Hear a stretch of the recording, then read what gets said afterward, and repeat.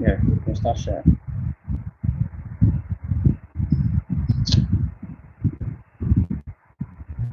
Good evening. If you can hear me, please notify. Kindly notify if you can hear me.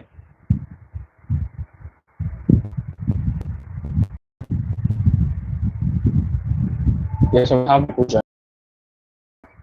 Kindly notify if you can hear me clearly.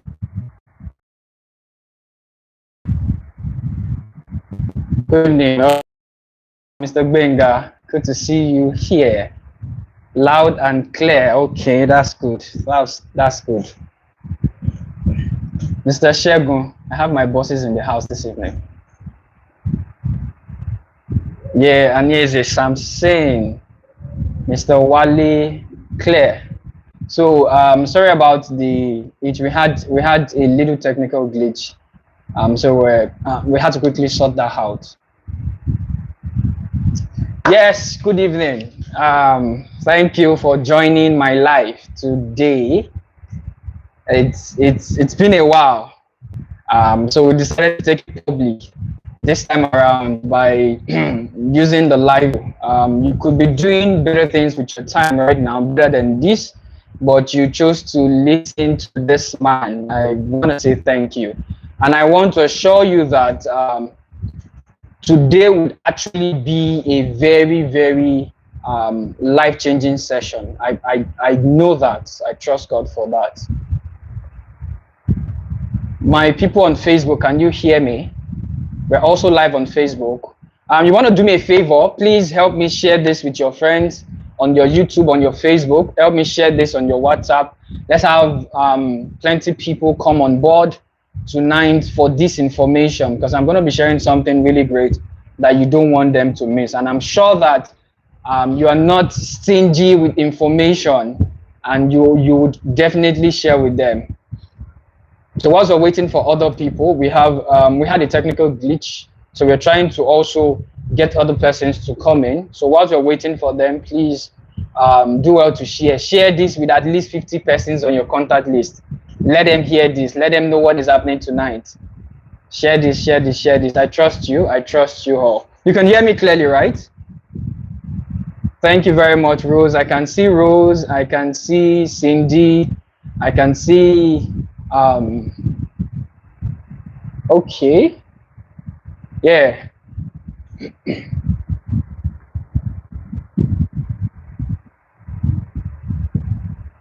Keep sharing, please. Keep sharing, keep sharing. Share this with as many as possible persons you can share with whilst we're waiting for others to join us. So at exactly 10 minutes after 8, I would kick off with this. At exactly 10 minutes after 8, I'll kick off with the session. I can see I'm receiving a lot of messages, people trying to join the session, and they're not. I don't know what happened with the first link, so we had to recreate another link so that we can get this going ASAP. So I'll just give people about 10 minutes to get themselves in. Sorry about my late time. I'm not that kind of person that don't keep to time, but then it is what it is tonight. Thank you very much. Thank you.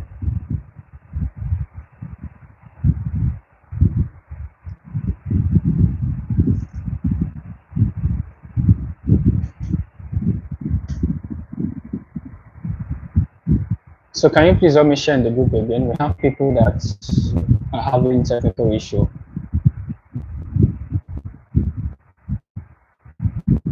All right, so I'm beginning to see people coming in. Yes. So we had people that are having technical issue. I'm sure they're sorting it out now. Yes. So my people on Facebook can hear me too. Thank you very much, everyone. Thank you.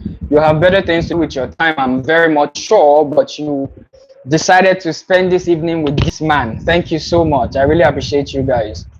I appreciate every single person here, and I'm very much sure that I will not waste your time. I try as much as possible to not waste people's time, because myself, I understand the power of timing. And one of my mentors told me this a very long time ago. He said it this way. He said poor people actually chase money, rich people actually utilize their time. Said if you can find a way to utilize your time and be more effective with your timing, you would definitely stay ahead of every other person. And I try as much as possible to also not just utilize my own time, but also utilize people's time for themselves, because I value people's time. So 10 minutes, 10 minutes, 10 minutes, 10 minutes. Are we good? Good. All right, so I guess I will just have to start up this session and others would have to catch up with us. So once again, this is actually going to be a very interactive class. And if you know me very well, I am a very fast talker. I'm sure some of you might have had experience with 1 or 2 classes with me. I am a very fast talker, and also I like people catching up at the same time. So in as much as I'm a fast talker, I would also try to keep up with pace so that you don't miss informations, but you have to be prepared for me. And I say this with all sincerity and humbleness. You have to be prepared for me. When I say prepared for me, the pace I meant. So I would kick off. It's 10 minutes after 8, and I want to first say good evening to everybody. Thank you for joining the session once again. I will just go straight into the class. Tonight we're going to be having a discussion. It's actually going to be a discussion of how you can start up your own real estate with just 500,000. Some of you might have been in my class where I shared how I started with little or nothing. And in as much as I like the little or nothing, at the same time, I don't like when I tell people that you start up from zero. There is nothing like starting with no capital. I must be honest with you, especially when it comes to the real estate. It's a capital intensive industry. So you have to have enough capital for you to be able to play in the industry really well. So Barrister Nana, good evening. That's one of my ogas also. Good evening. So as I was saying, in as much as the industry is said to have a low it's actually a capital intensive industry. At the same time, there is a way to also play in the industry where you can start up in the industry. I must be honest with you guys. If there is any industry that I can assure and guarantee anyone to go into right now, and you have your risk at minimal, it's the real estate industry. Why? Because I've been able to play in several industries before I came into the real estate industry, and I can categorically tell you that real estate industry for me is the safest industry I have ever been into. For some of you that don't know me, I will do a brief introduction about myself. So my name is Samson Uyi. I call that name with dignity because I don't think there are too many Samson Uyis that I know or that you know. So when I say Samson Uyi, I call it with pride. My name is Samson Uyi, and I am the MD CEO of Providence Homes. Providence Homes is actually a real estate development company. We play in the real estate industry in Nigeria at the moment, and we're looking to spread our tentacles across the international market. We're looking to do that anytime soon. But for you that don't know me, I would do this. I have been in the industry for a couple of years now, but I have been in the business industry for over a decade now. I might look very young, very, very young, but for those that know me, you would know that it's been a while that I have been in the business industry for over a decade, if I would put it that way. And I've played in several industries. When I say several industries, I've played in the entertainment industry for years. I played in the fashion industry for years. I played in the finance industry for years before I moved into the real estate industry. So real estate for me, currently, we are holding our assets in 9 figures. I'm not going to mention figures. I will be strict with figures. But currently, we are holding our assets in 9 figures. And we have a couple of projects here in Lagos and Ogun State. Currently, we have 2 projects in Lagos. Brookville and Providence City, Ekpe. And then we also have a project in Ogun State, Providence City, Ota. And this is why I can tell you categorically that I can talk to you about real estate tonight. When I was to go into the industry, it was quite a challenging one for me. And when I say a challenging one for me, it was me moving from an industry that I was doing really, really well. I was one of the top persons, and that was the finance industry. I was one of the top persons. I still play in the finance industry for some of you that don't know. Real estate also is actually, it deals with finance, but core finance is what I'm talking about here. And when I was about moving into the real estate industry, it was quite a challenging one for me. And the reason why I said it was challenging for me was the fact that I was just coming out from a very, very sad situation where I lost a lot of money and in figures, and then it was me coming back into the reality. Now I have to start up something new, and I had to tell myself, I was coming from a 9-figure industry, and at this point I need to do something to get back on track really fast. So I sat down and I asked myself a few questions, and this is one thing that I tell people. Whenever you want to start up something, there are a couple of questions that you should be able to ask yourself. And one of the questions I ask myself is this: so what industry am I going to play in that would make me recover really fast? And that was the question I asked myself. And I checked every industry that I could play in, and I saw that in as much as I want to recover really fast, I also want to minimize my risk level, because the industry I was coming from was a very high risk industry. So I was looking for an industry where the risk is really, really low. So it's either I'm playing on a low risk level or I'm playing on a middle risk level, because where I was coming from was a high risk level. So I wanted to play in the middle risk level, and at the same time I want to do it big. I don't want to do it small. For those of you that know me, you will know that when I want to do something, I literally don't want to do it small. I want to do it really, really big. So I saw that real estate was actually one industry from research and study for days. So I decided to go into real estate.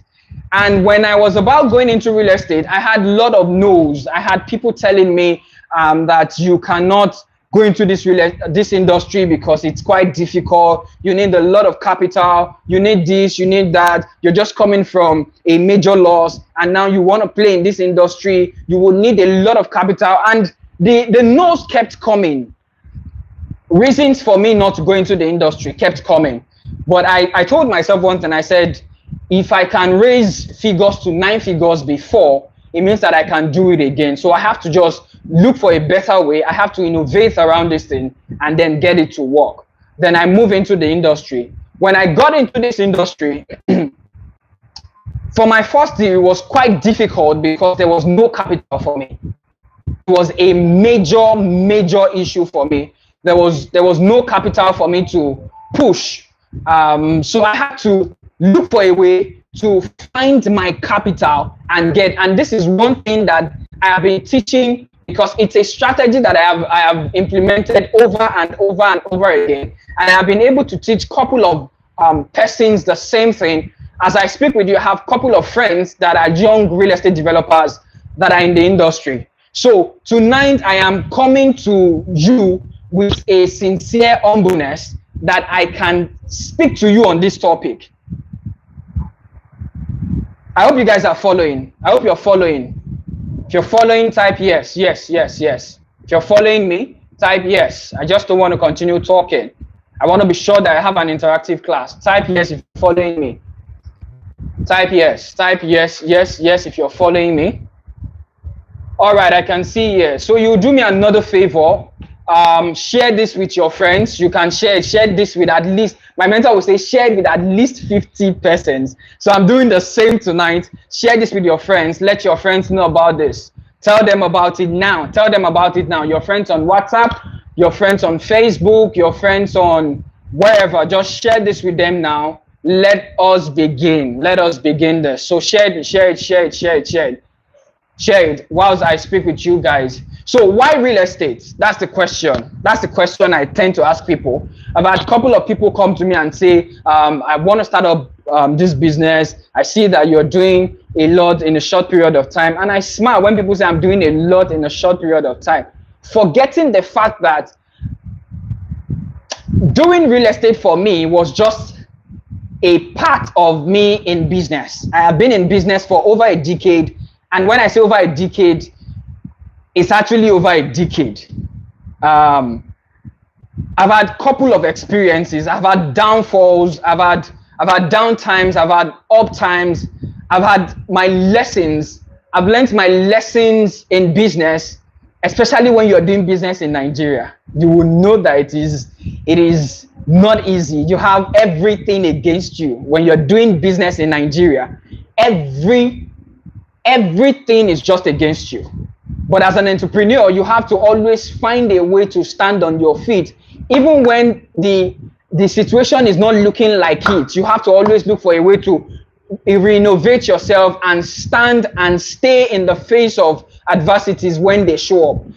Doing business in Nigeria is not easy. Many people are running away from Nigeria.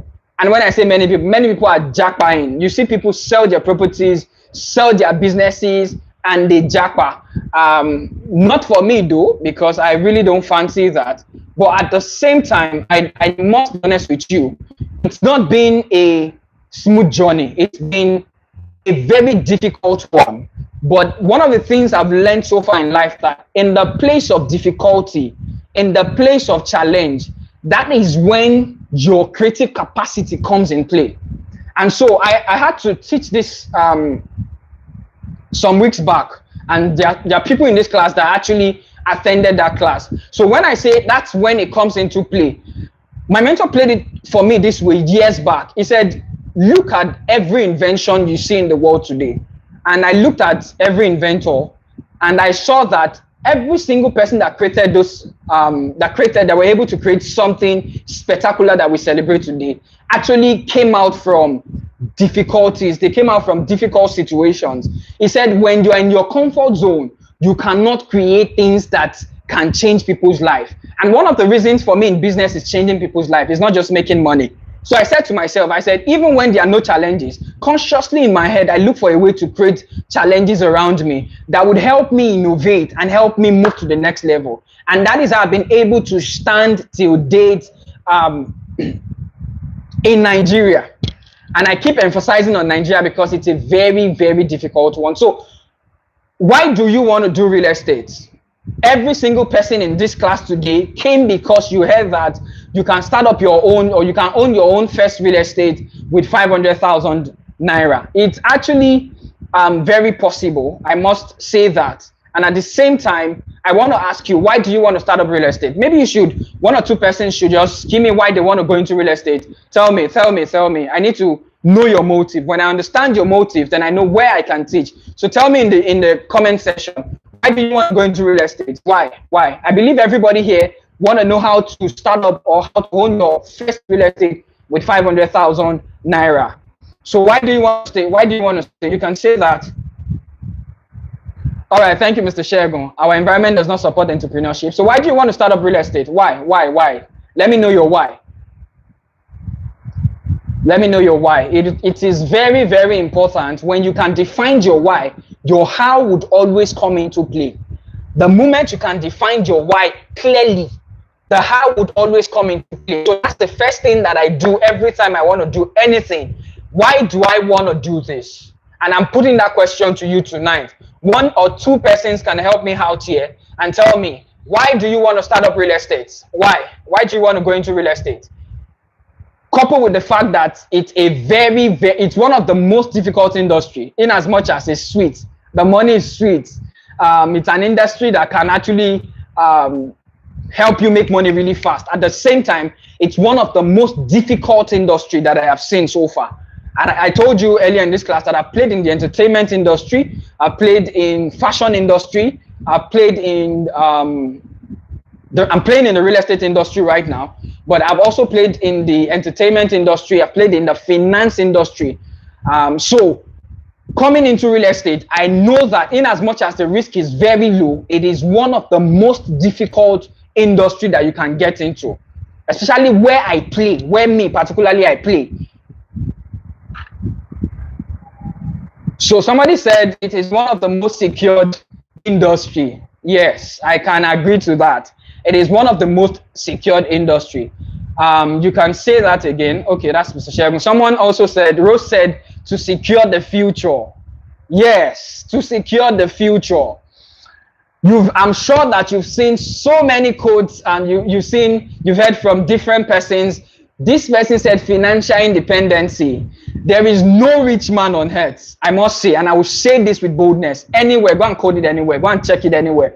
There is no rich man that I have seen that didn't play in the real estate industry. There is no major organizations that I see that don't play in the real estate industry. Some of you sometimes see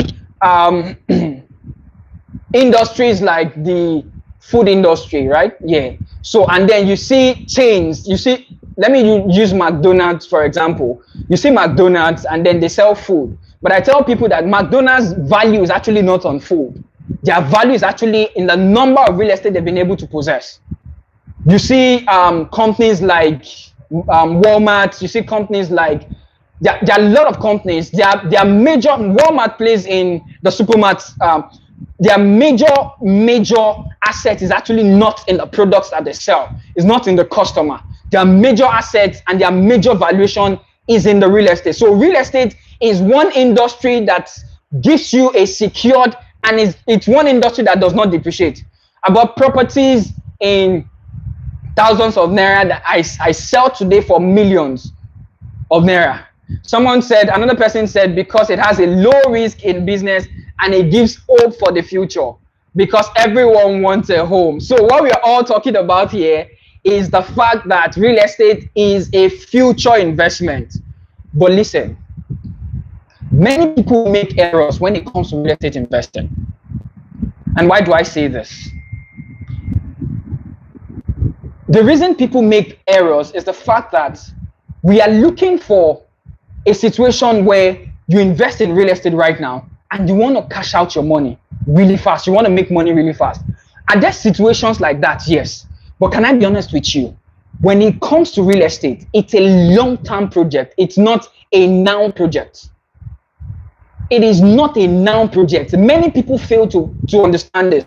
There are some of our projects that I closed sales on and I left them because we've been able to make sales, raise money from those projects, sort out everything we need to sort, and at the same time we were able to retain a number of plots in the same project for the future sake. Why? Because the longer it stays, the more the valuation. I will repeat that. The longer your real estate project stays, the longer your real estate investment stays, the more the valuation you get.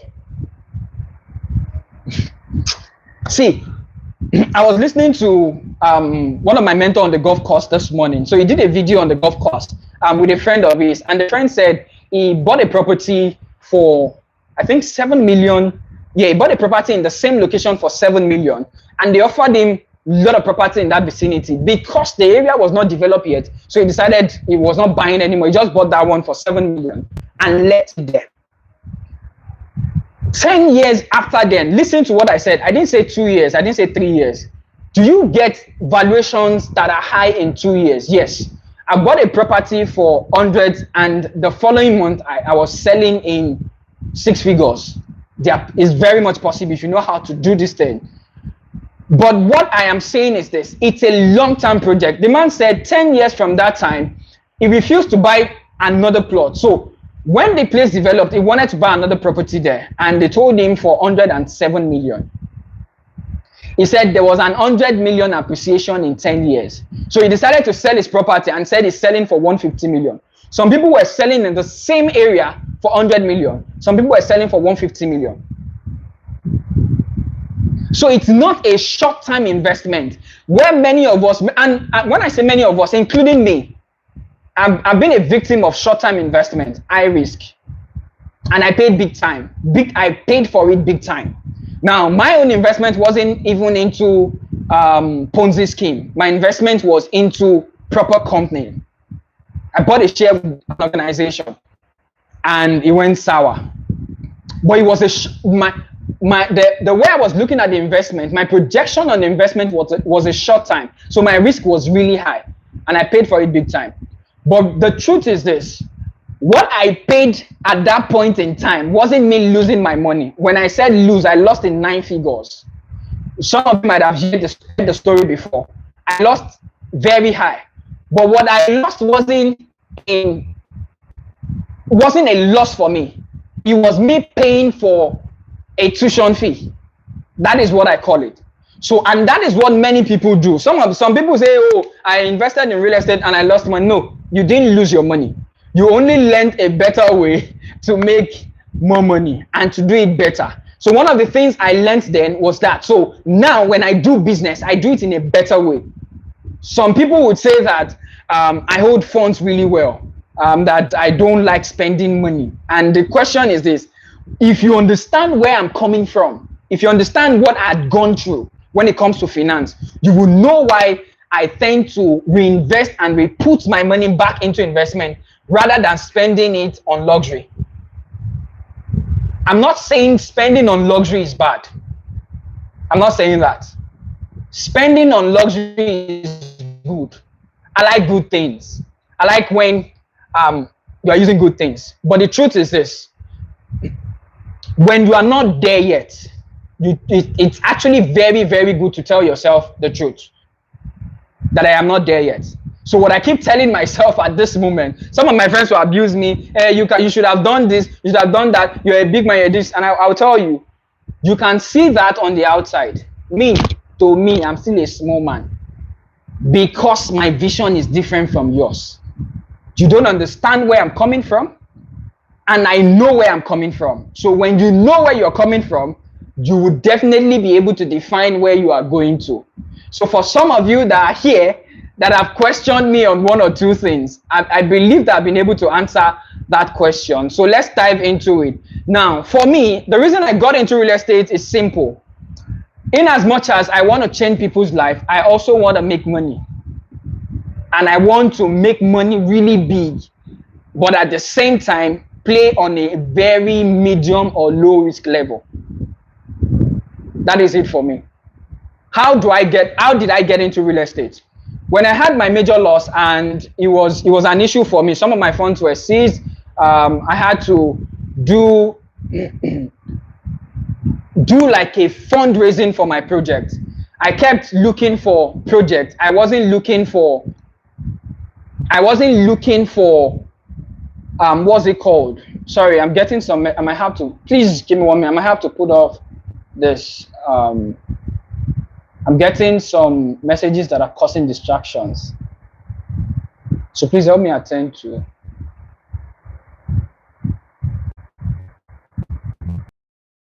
I just put off mine. I just put it off. All right, sorry about that. So I just told you why I got into real estate, to make money really, really big, but at the same time to play on a very minimal level. So for some of you that are saying for financial independence, you are not wrong. Land is always appreciated over time and is not perishable. You are not wrong. That's just it. There are properties that I have just fenced and left there. I'm not bothered about it. I know that by the time I go back to them, this will give me a lot of money. And when I say a lot of money, I'm rest assured. But at the same time, this industry is a very risky industry. So if you don't know how to play it, it will be a major issue for you. A major issue for you. So quickly, I'm going to talk about the type of real estate investment that we have, or the type of real estate industry that you can play in for yourself. Number one is the residential industry. When I say residential, many of you know what residential is, so I'm not going to go really deep into details. And if you really want to learn, I'm a fan of you learning, so I would tell you to go read about that. So we have the residential real estate. We also have the commercial real estate. We have the industrial real estate. Now there are other real estate that I might not be able to touch, but if you are able to read about these three, every other real estate falls into these three categories. So the residential real estate is where you stay right now, your house, There's no commercial activities going on in there. The estate that you stay in, where you build your house, the commercial real estate, we're talking about office buildings, we're talking about commercial outlets. So you can basically go deep into it. It's a very wide one that I might not have the time to really go in, as much as I'm trying to run and touch major things. And so we also have the industrial. So whenever you want to buy any property in any state, the government has been able to schedule the state into these three categories, where you have the commercial area, you have the residential area, and you also have the industrial area. Some people have had issues buying commercial areas and using it for residential areas. You would definitely have issues with you. Some people had bought residential areas and used it for commercial area. You would have issues with it. And some people had actually bought industrial areas. Like you see people, for example, if we talk about Ekpe right now, Ekpe is actually one major place. I'm sure that many of you have heard about Ekpe, but the largest part of Ekpe is actually for industry. It's an industrial area. That was the original design by the Lagos state government. But some people have been able to find their way around it and then tweak it and make it to become a residential area. I'm not saying that they're going to have issues with it. They can have their way with it. But you first understanding this part is not what I can talk about here. You first understanding and doing your own research when it comes to buying real estate. You need to first understand if the area is a residential area and the purpose at which you want to use it for. So if you have a commercial area, buying a if you have a commercial purpose, buying a residential area is you making a very big mistake. Because if you don't have issue with the government, you would have issue with the residents in that area.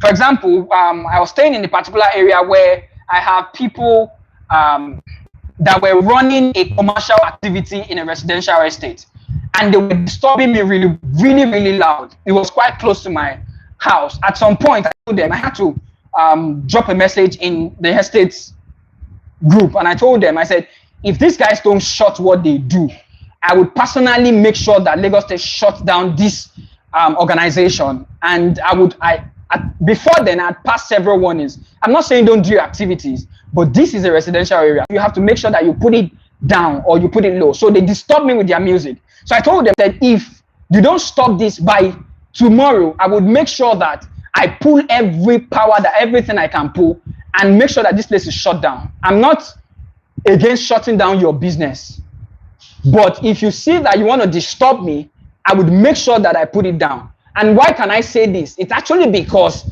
it's a residential area, and that same residential area had its commercial part. But now you're doing a commercial activity in a residential area. So if you don't have issue with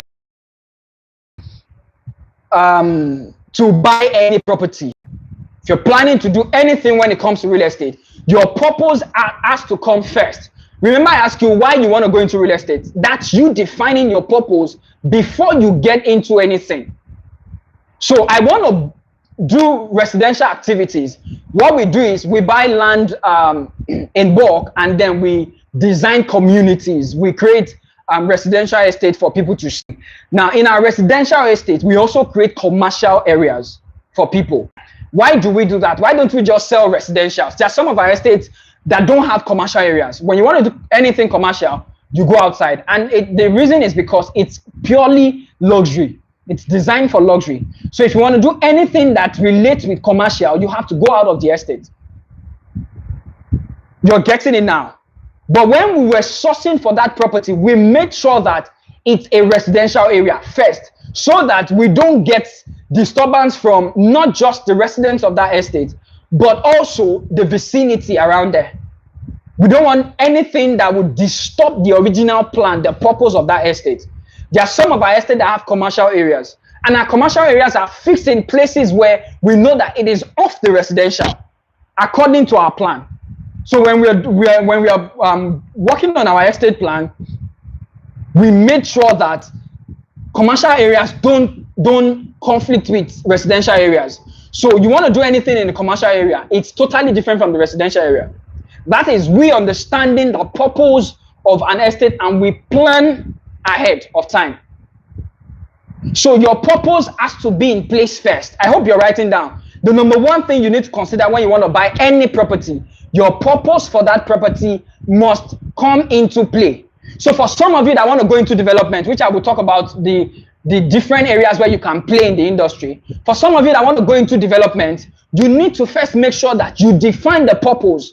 Now, when we are planning for any property or any of our development, the first thing we do is we consider the kind of people we want inside our estate. We shifted from running a to moving into luxury. And when we say luxury, we don't mean that prices are on the high level. We just want to make sure that even when we are meeting the regular market, there is no common market. So even when we are not meeting the high-end market, we are meeting the regular market. We want to make sure that what we deliver for them is standard. So if you see any of our estate coming up, you see that we try as much as possible to attach our name to it. So when we know that our name is at stake, we'd make sure that we do the right thing. So you hear something like Providence City Otta, or you hear something like Providence City Epe. We are launching a new product soon somewhere around Sango Tedo. It is Providence City Sango Tedo. So it is Providence City, then the location that we are moving into. Why? Because we know that when we attach our name to anything, we would make sure that that thing comes out excellently well. When you have a product, for example, you have an Apple product, and Apple is stamped on that product. The reason they stamp Apple on that product is the fact that whenever that thing has issue, there should be a reference to it.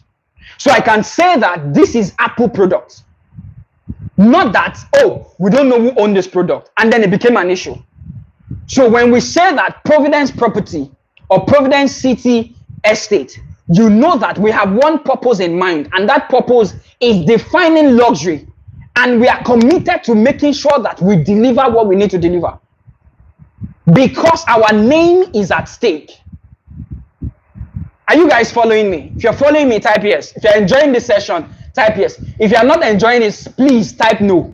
If you're not enjoying this session so far, you are free to type no. I don't take negative comment as something negative. I take it as feedback. So if you're not enjoying, don't be shy to say no. But if you're enjoying it, type yes, and also share. Share, please. Share this. So you're moving into the industry. The first thing you want to consider is, why are we moving into this industry? What do we want to do? What are we trying to create? Are we trying to create a residential estate, or we are trying to create a commercial area?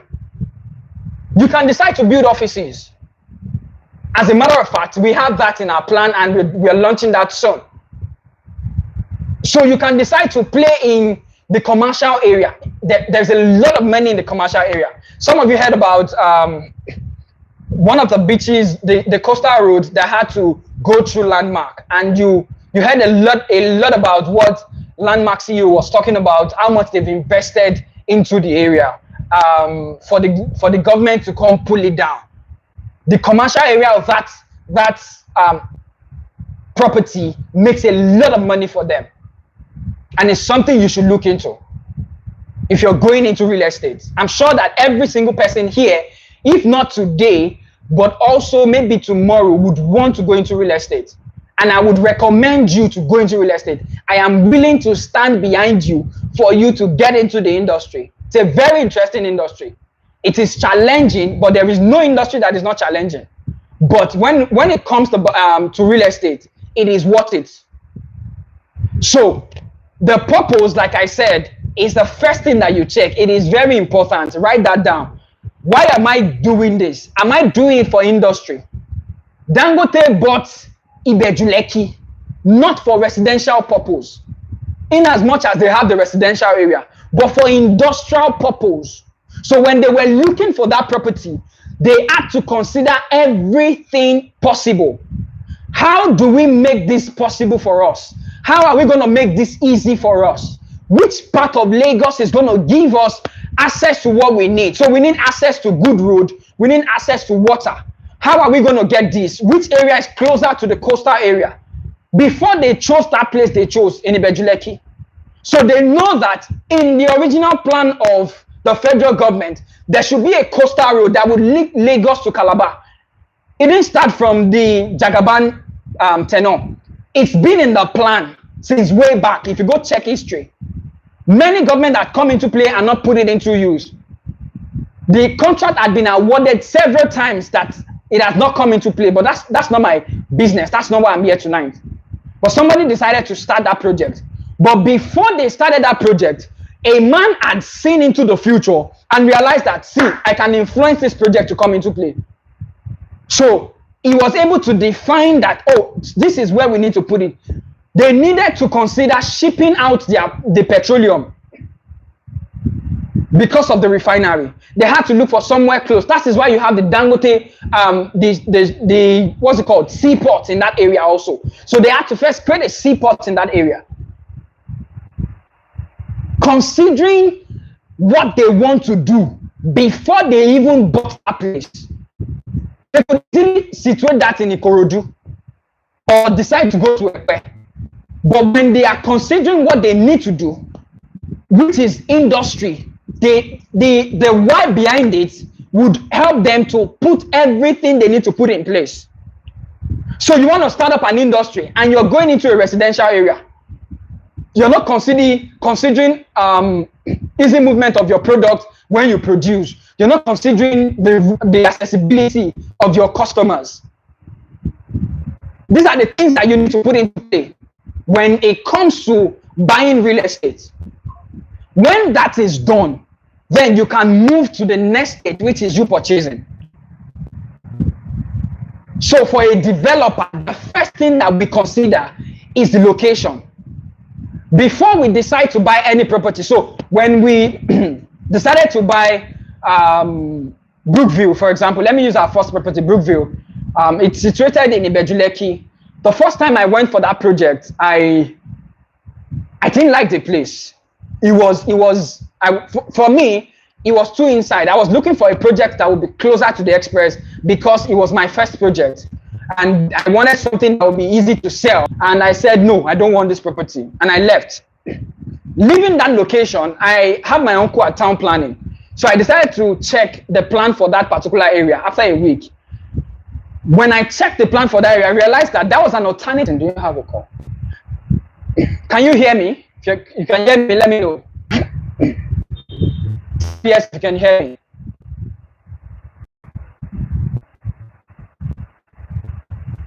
Type yes if you can hear me. There's a break. There's a break.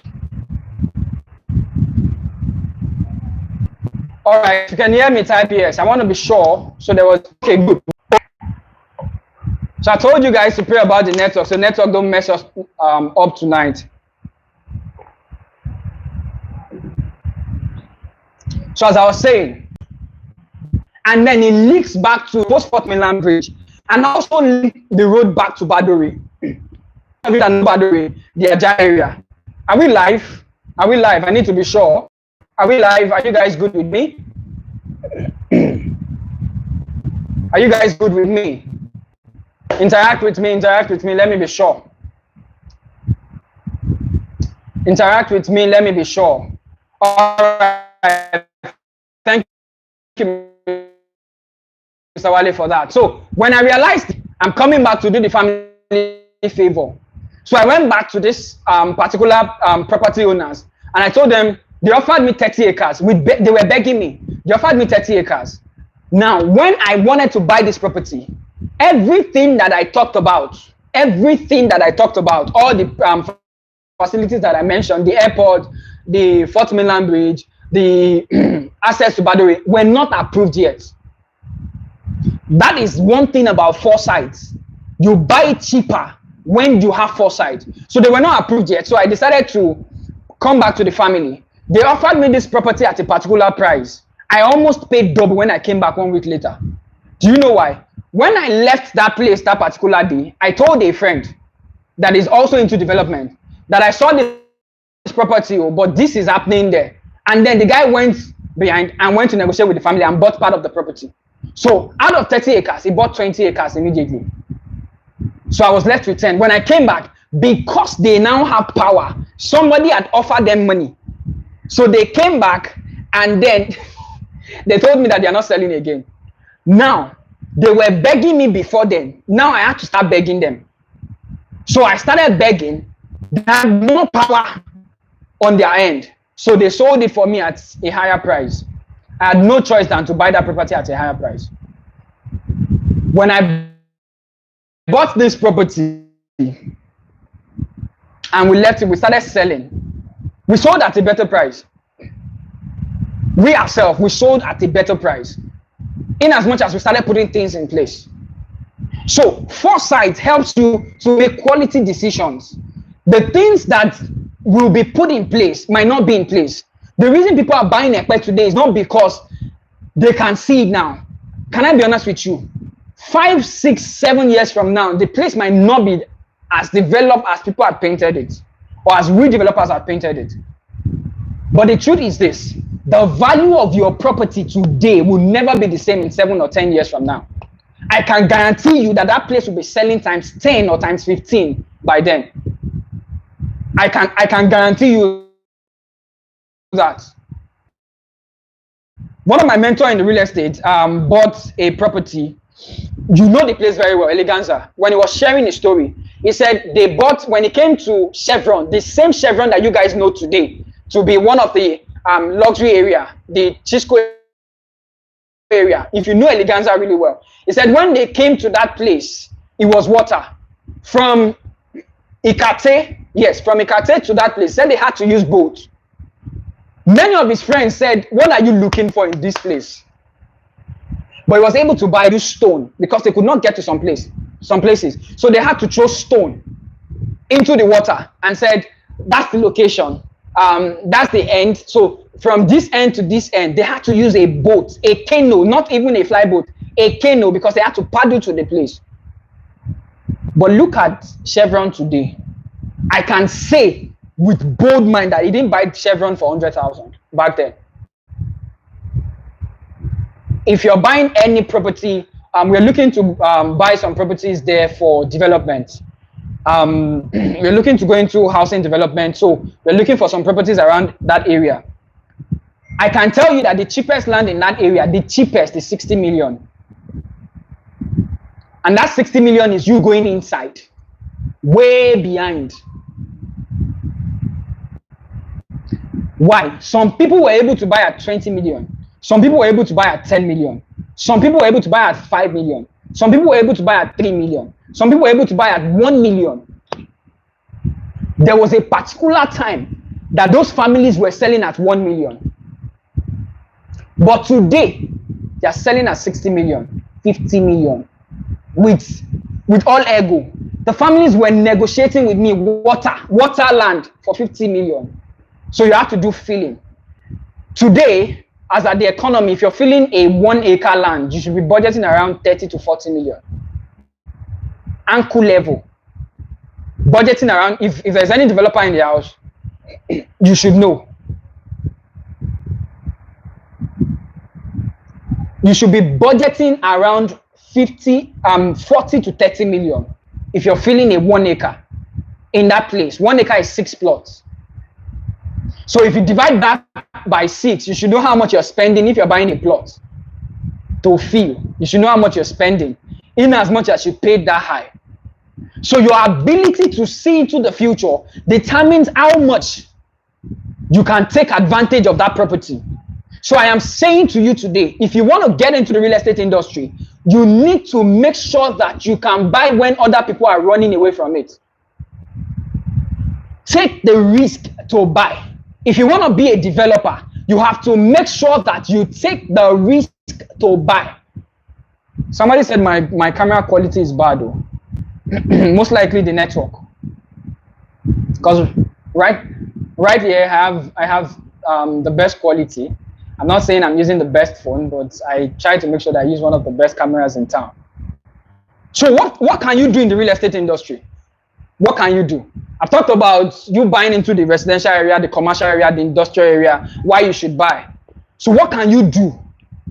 What can you do in the real estate industry? Number one, you can either play in the real estate industry as a developer.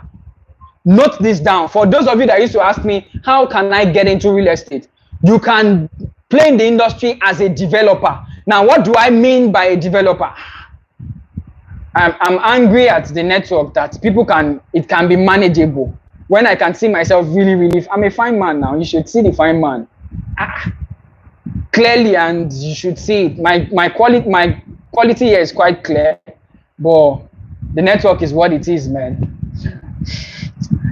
You say I'm bragging, I'm a fine man. Well, I know that I'm a fine man, so I would say that with both chests. So I'm not apologizing for being fine. So playing as a developer, that's where I play.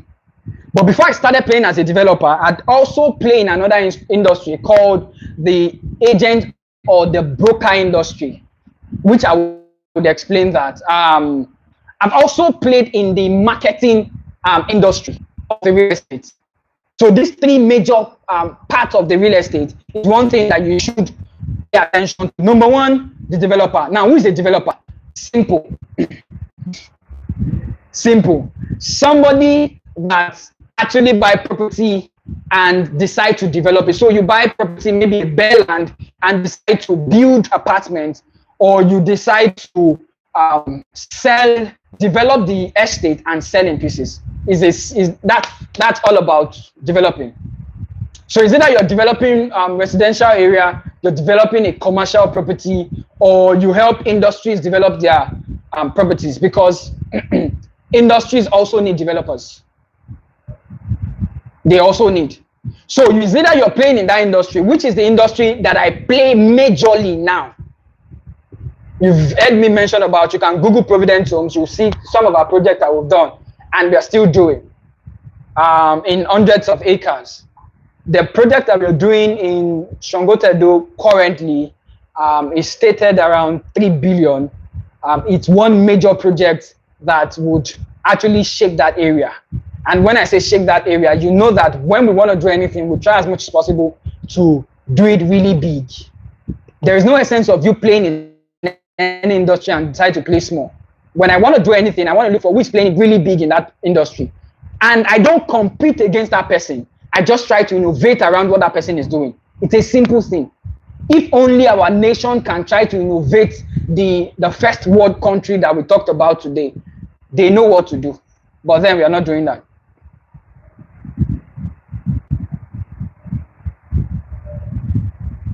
I will get into that. Just hold on, please. Hold on. So is it that you're playing as a developer? Now, as a developer, which I will talk about, really, I would really stay on. As a developer, it's capital intensive. I must be honest with you. It is capital. You're buying a property that is worth it to develop. For a start, you're talking about maybe 30, 40, 50 million. So you want to build, for example, you buy the land or you run a JV. JV is joint ventures where you and the landowner come into play, and then you build, the landowner decide to give you the land for free, and you guys have a sharing formula. That's JV. So you want to play, even if you're getting the land for free, developing the land also costs you a lot of money. So it's not an area where you want to say that you enter really cheap. I know that I told you that you can enter with 500,000. Yes, there is always a strategy around you entering into this kind of, and this is the area that I want you guys to really play in, because that's where the money is. The developer aspect of it is where the money is. Now there is also another aspect of the real estate, which is the agent or the brokerage area or the brokerage firm. Now, what do I mean by this? It's simply, you know the agent, you know what the agents do. And there are different kind of agents. You have agents that do leasing, you have agents that do land, you have agents that do houses alone, buying and selling. They don't do leasing. And you have people that strictly what they do is leasing. You need a house to rent, they get the house for you, you pay them their commission, they go. Now, every agent stay on commission. I'm honest with you. Developers stay on income, revenues from what they sell. Every agent stay on commission from what they sell. So if they sell any property for the developer, they get commission from it. If you cannot enter as a developer, this is this is an entry level for you. So you can decide to partner with a developer and also get their property for free. You don't have to pay. Some people might ask you to register, which is necessary so that they can have your information should in case they want to pay you. KYC is quite important, especially in this nation that we are in today. You know that. So these people help the developer to sell and they get commission. They get paid in commission. The developer brings his own project and sell and makes revenue from whatever they sell. They need capital. You need capital to become a developer. As an agent, you don't need any capital. What you need is people that have the property. Developers will gladly work with you if you can sell. So your ability to sell is what comes into play now. Your ability to sell, that's what comes into play.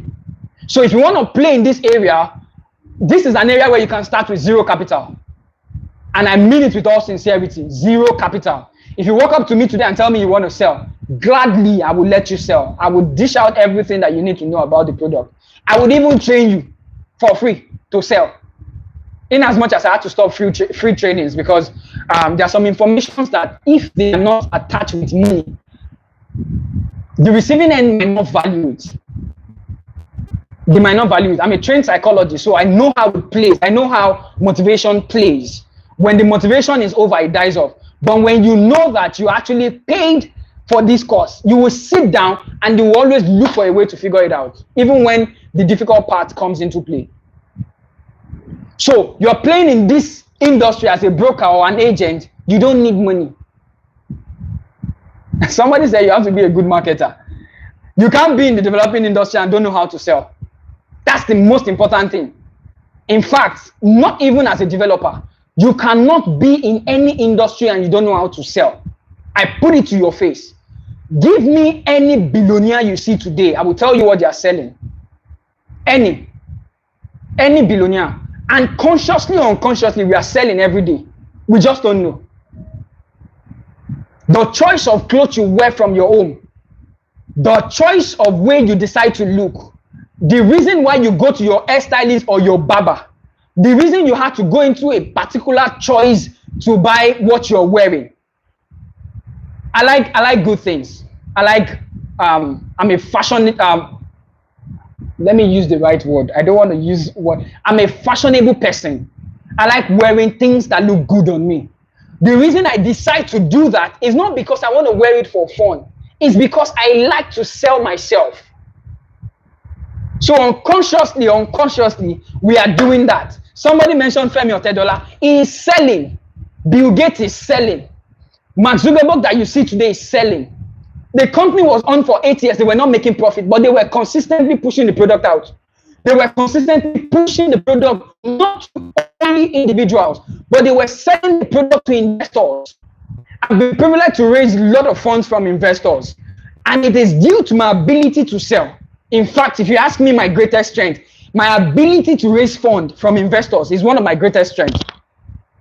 I don't believe that nothing can be done. I don't believe it. So you have to be able to sell whatever you do. So when I sit in front of you, I am selling my project with passion. I am selling what I am. I might not be able. I might not talk to you. We can be in a place, but I might not talk to you. But when I see that you can buy what I sell, bro, I will sit on you.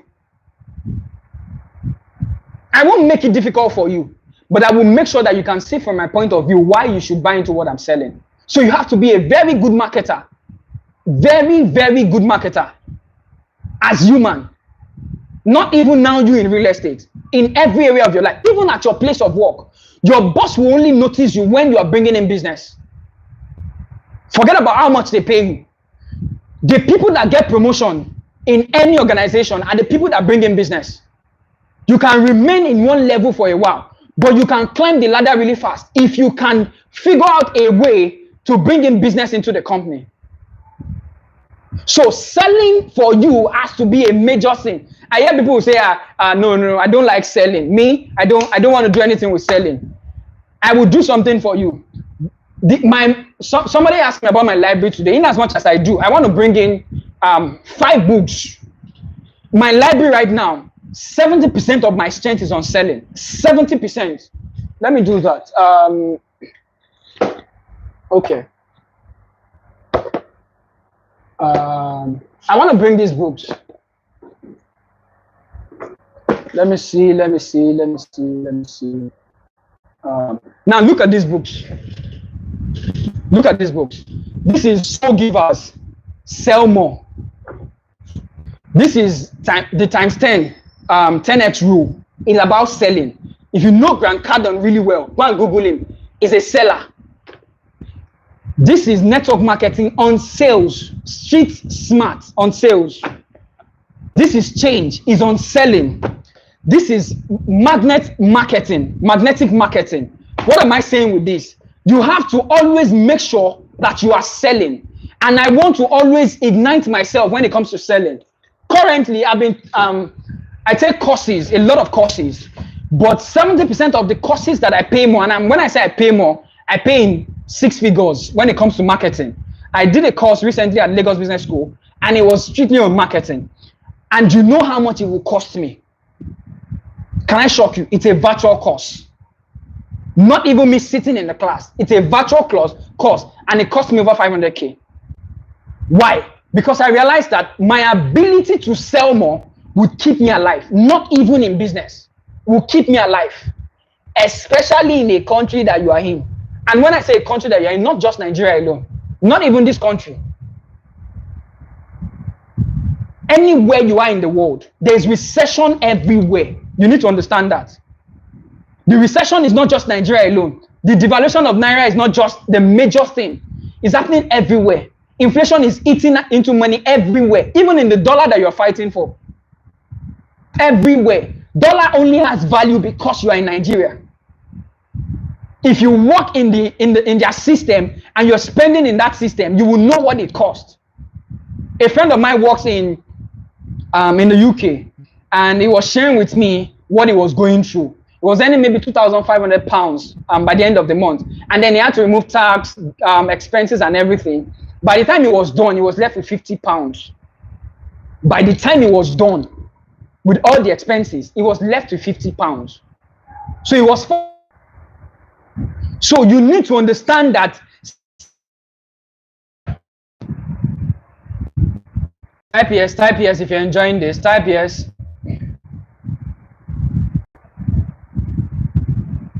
Type yes. I'm waiting for you guys. Type yes.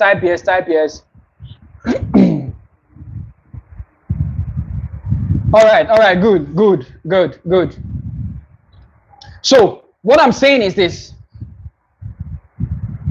If you want to succeed in anything, if you want to stay alive, your ability to sell has to come into play in whatever you're doing.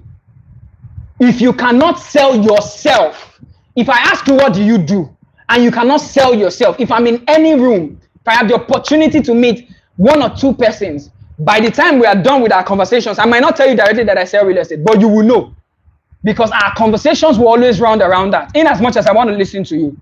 By the time you know that this is what I do, I will keep myself in your head. Consciously, I join organizations where I just want to let you know that this is what I do. Network is major when it comes to selling.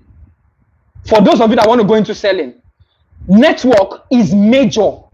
I pay to join some groups, some organizations. One of my mentors said he realized that when he wanted to move into another phase, he created structure. But he realized that structure was not moving him. He decided that he was going to do something extra. So he decided to network. It was when he decided to network that he moved into the billion realms. And what was he doing with networking? Going to golf course, looking for a tennis court to play. These are where the kind of people that would buy my product are. So you have to always make sure that you are around the people that will buy your product. Sales is not what I want to talk about today. But you guys are dragging me to that place. So please, make sure that you're always around people that can afford what you are doing. It is very important. My choice of association, can I be honest with you? I cannot attend any out church. That how strategic I am with my life. There are churches that are close to my house, not because I cannot worship there, but the truth is this: it is the kind of people that will buy what I sell are not in that location. The kind of people that will relate with the kind of person I want to become are not in that location. So what do? I switch. The choice of place that I stay, the choice of neighbor that I have is very important. Very, very important when it comes to selling. It's very, very important. So you guys need to understand that. Now, some people will say, you've talked about the marketing aspect also, talking about the broker and the agent. Some people will say, you talked about the development, the agent. So you said we can come in with money and we can also do it for free. Now, the truth is this: no matter how much you have, you can get into real estate. The first mentality is getting into it. Let me share with you when I wanted to get into real estate. I told you guys that I was coming from a major loss. And when I say a major loss, I lost in 9 figures. Do your calculation or press your calculator. It was a 9-figure loss. At that point in time, I was about committing suicide. Thank God I didn't. I thank God today that I didn't. It was a major shake for me at that point in time. And I had two options, either to end it or to fight back. But thank God I chose to fight back. And I want to say it wasn't just my strength. I want to believe that some people are going through major challenges right now that feels like that's the end. The truth is this: that's just the beginning. It's the beginning for you. Good for me. Somebody mentioned Otedola here. Good for me. Some weeks to that time, I read the biography of Otedola. One of the things I like doing is reading case studies and biographies of people. So I read case studies of businesses, why they fail and why they are big and why they are small. Harvard Business Review is one of my, I've read over 20 of them. Yeah, it's one of my, one thing I like doing. I enjoy doing it because those things open your eye to basic challenges. There is no business, there is no individual that don't have their challenge. So reading all these things had actually strengthened my mind at that point. It was later that I realized that those things actually formed me and shaped me to becoming who I became at that point in time. So I had two options, either to end it or to move forward. So I chose the option to move forward. Now, when I decided to move forward, it wasn't an easy one, because at that point in time, I'd lost a lot of my money. I'd lost a lot of people's money. So the reason I can't even lose people's money now is the fact that I've learned my lesson, and I learned it really big. I still manage people's phone today. And it's one of the most secure things that I've done, sleeping. Like I sleep like a baby managing funds today. And it's because of those experiences that I've been able to gather in years. There was no money for me at that point in time to start. So I told myself one thing. I had maybe less than, I think less than $1 million.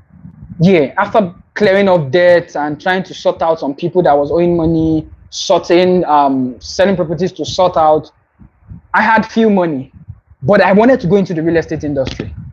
It was an industry that I know that I can bounce back really fast here and sort out what I need to sort out. So I called somebody. Now, listen to this. When you want to go into the industry, the first thing you want to do is get a mentor. The second thing you want to do is get training from that person, or get training from anybody that is doing it really well.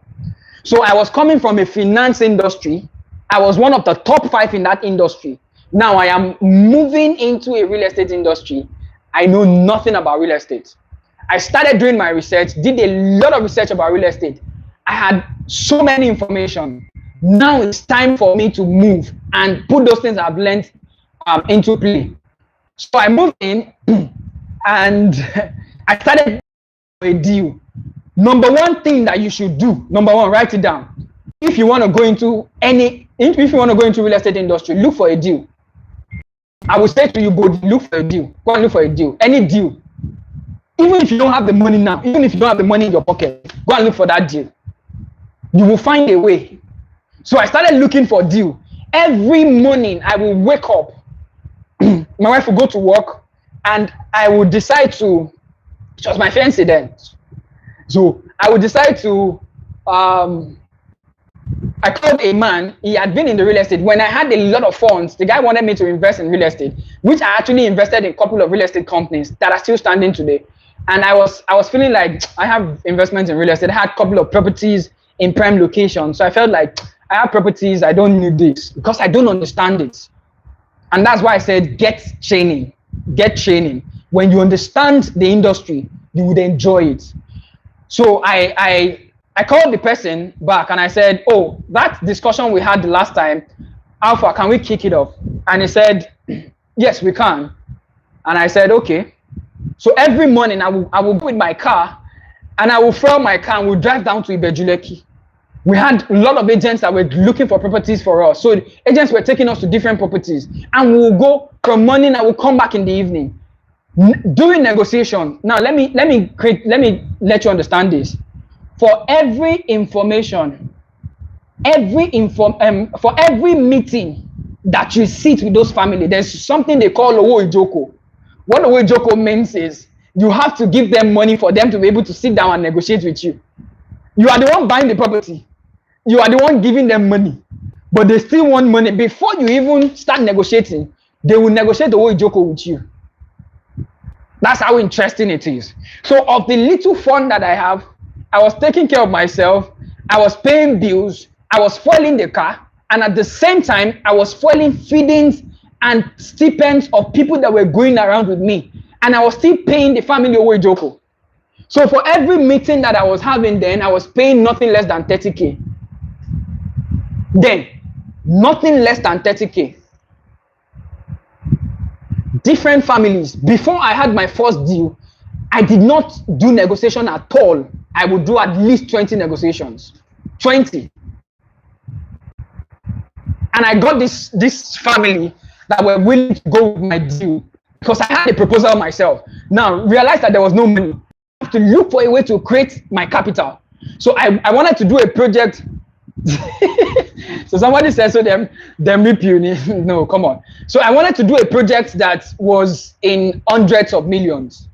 So imagine you want to have a negotiation of hundreds of millions with these people, and you are telling them that there's no money on ground. Even though I was not telling them verbally that there was no money on ground, I was trying to look for a way to buy myself into those deals, and it wasn't working for me. So I had to point another deal. See, what if I give you a particular amount? I try as much as possible not to mention figures now. So I said, what if I give a particular amount is actually in tens of millions? Not up to what you want, but I'm not sure that you guys own this property. So you know what you do for me? I will give you this amount. You give me a payment plan of 3 months. But before we sign the payment plan, you give me 1 month. If I don't pay you by the end of 1 month, don't sign that deal. Don't continue the deal. But if I give you this particular figure at the end of the 1 month, then sign this deal with me. So the families, one family later agreed, and then we started. Now they agreed. I needed to raise 15 million at that point in time. Remember, I told you there was no money. But my greatest strength is raising capital. In as much as I was coming from a fall, I didn't let that hold me back from moving forward. So I went in. Are you guys following me? If you're following me, type yes, type yes, type yes if you're following me. So I went in, I went back home, created a proposal. Now I have a deal. I told you that when there is a deal, you will find a way, right? When there is a deal, you will find a way. The same thing, when there is a will, there will be a way. When there is a will, there will be a way. Now I have a deal. So what do? I need to raise funds for this deal. So I started writing proposal, juicy proposal, looking for who will fund this deal for me. I wrote the proposal. It was juicy. I was willing to let 50% of whatever profits you're going to make on the whole deal go to this person. It was quite interesting and it was quite enticing. I know that I cannot get it wrong with this. The highest thing that will go wrong is that the investor will get a land. We paid for the land. The investor will get a land as his collateral. So I told the investor, I said, if I fail, your collateral is the land. So he agreed. God is loyal. We went front and back. It was quite a I don't want to say a messy one. It took about 1 month again for us to close that deal. One of the reasons why when I went back to the family, price had increased, price had changed. So I paid for this property and I told them, and we started selling. 1 month later, I was able to raise that fund and I paid the families. And then they opened a payment plan for me. Why? Because I was able to meet up. Was the money available for me? No. But when I got the deal, did I find the money and a way to make sure that the deal came to life? Yes. As we speak today, that deal is in hundreds of millions. That property is still there till date. And it's in hundreds of millions. And we bought properties that we've not even put out for sale. Fenced, left there. We just left it for appreciation's sake. Not out for sale. We bought properties for investors that is just there, waiting for appreciation. We are not in a hurry to sell. How were we able to do this? How was I able to do this?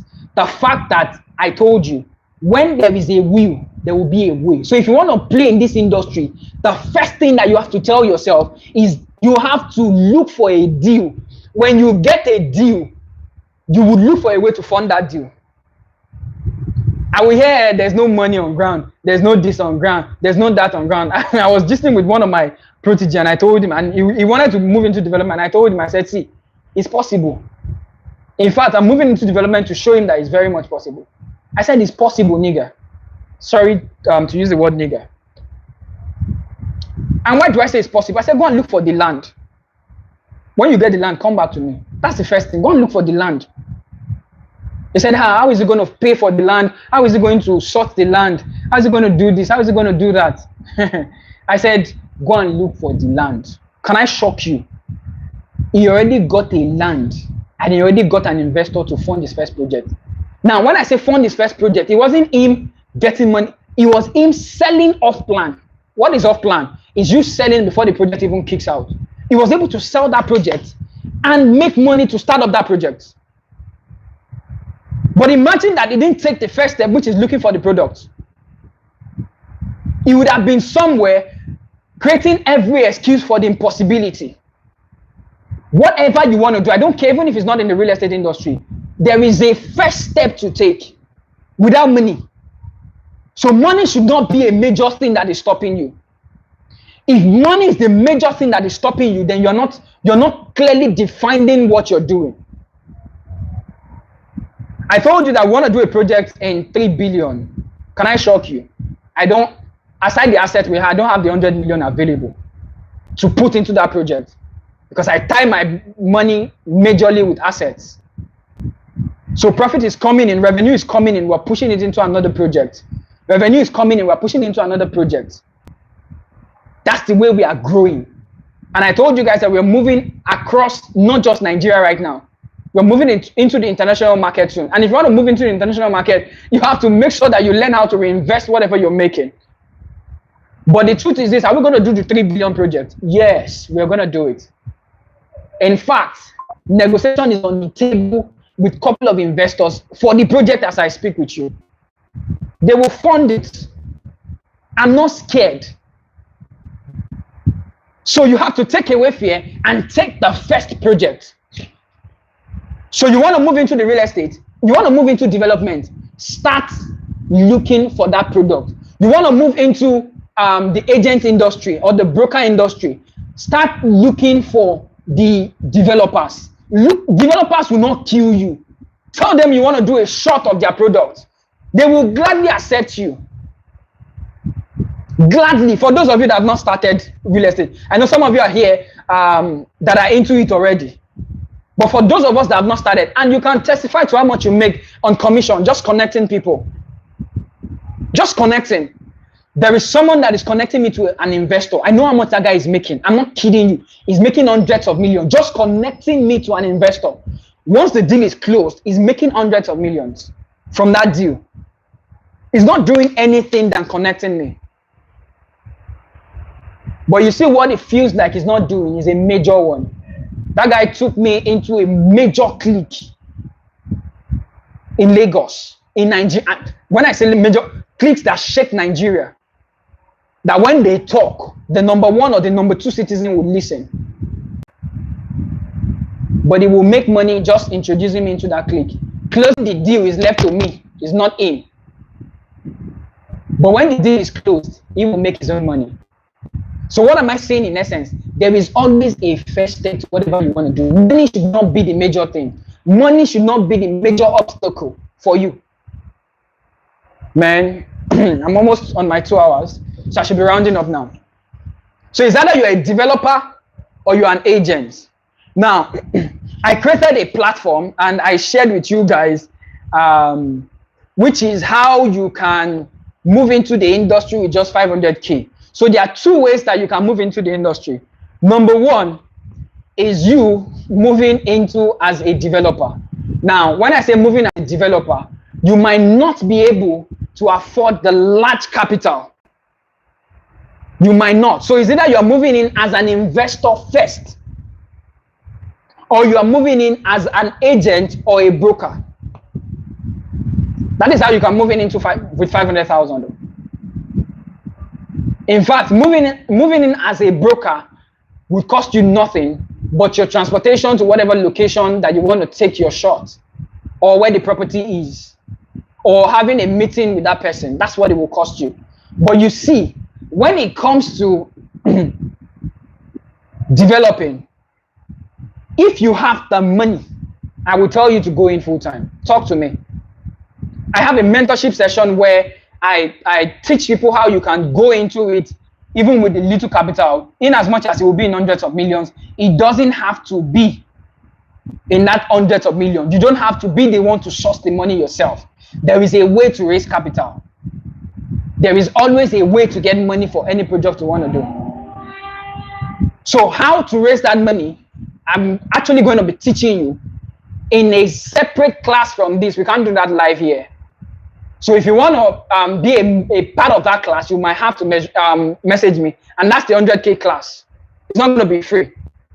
Mentorship is not free. I must be honest with you guys. So I've been doing that on a free level for a while. But I realized that true information, the real information, in as much as I like to pour my hand out at every training session that I have, even if it's free, true information has to be attached to value.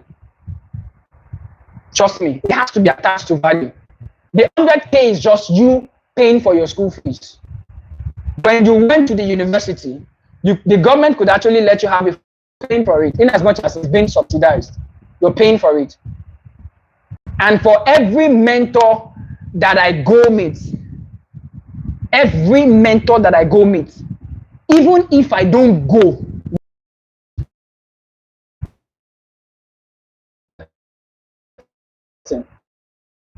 if you're with me, I want to say yes. I want you to say yes. Say you're still with me here. Say yes, say yes, say yes, say yes.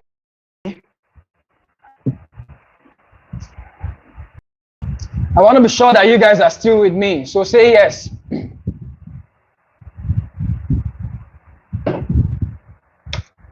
All right. Thank you, Mr. Benga. I'm sure that you guys are with me. Thank you so much. So get a training, get trained. I do that. I do that on a large scale level, either on one-on-one or you join one of my classes. I'm having a class coming soon. It's on waiting list for people that want to be part of it. It's a 100K class. It's quite cheap compared to the level of information that you will get there. It's actually a class that would equip you to becoming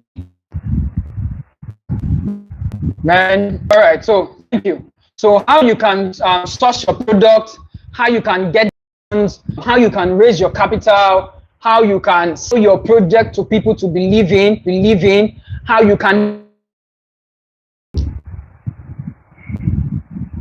Are we good here? Let me know when we're. Are we live?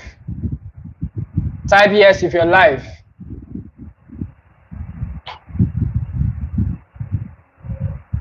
All right, thank you very much, Happiness. Thank you, Mr. Wale. As I was saying, how you can source your product, how you can get good locations, how you can negotiate this product with the owners, how you can sell this project to people. These are the things the basic things that you're going to be learning from this class. It's quite important that you know this thing. Getting a mentor when it comes to the real estate industry is important, really, really important. If you don't get a mentor, you will pay your school fees in a very high way. Your school fees will be high. What mentors help you do is reduce your school fees. And that's one thing that I've learned so far in life. Then get a training, get someone that is already in the industry and get a training. And then number 3 things that you need, the third thing you need to do is to get friends that are in the real estate industry. Whatever you want to do, make sure you have friends around it, because these are the things that keeps you going. So I talked about the training aspects. If you want to be, the second part is the investment aspect. And I want you guys to listen to this very well. This is very important. This is one industry that you can start to play in. So what we did was this. We created, we realized that from messages and calls from people, realized that many people want to invest in real estate, but they don't have the 1 million, the 5 million, the 10 million to buy that land. So we came up and then we said, okay, so what if we give people the opportunity to invest in projects? So people can decide to say, okay, so let's be part of your projects. We always try to release this to investors that have huge funds initially. But then we realized that we could also give people opportunity to also raise funds with us, to also invest their funds with us. So we said, let's create up a platform, but we don't want to do this without having a proper structure. So it took us time to introduce this project.